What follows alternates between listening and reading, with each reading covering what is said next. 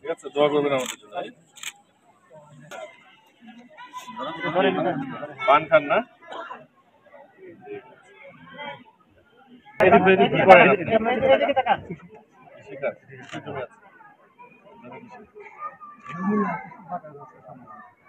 ঠান্ডায় একেবারে জমে গেছেন আপনি।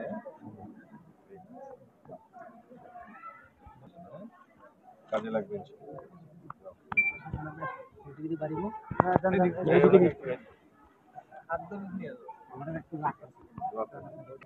কি নাম আপনার?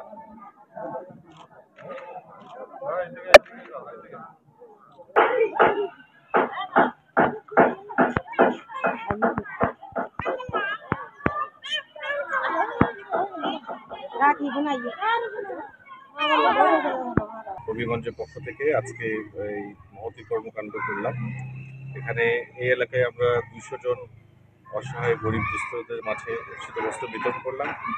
এই কার্যক্রম আমাদের চলমান রয়েছে এবং আমরা আরও অন্যান্য যে বিওপি এলাকা আছে অসহায় দুস্থ মানুষদের মাঝে এই শীতবস্ত্র কার্যক্রম এবং অন্যান্য যে সমস্ত কার্যক্রম করা দরকার আমরা সেগুলো করব। বিজিবি সবসময় সাধারণ মানুষের পাশে ছিল, থাকবে এবং আছে।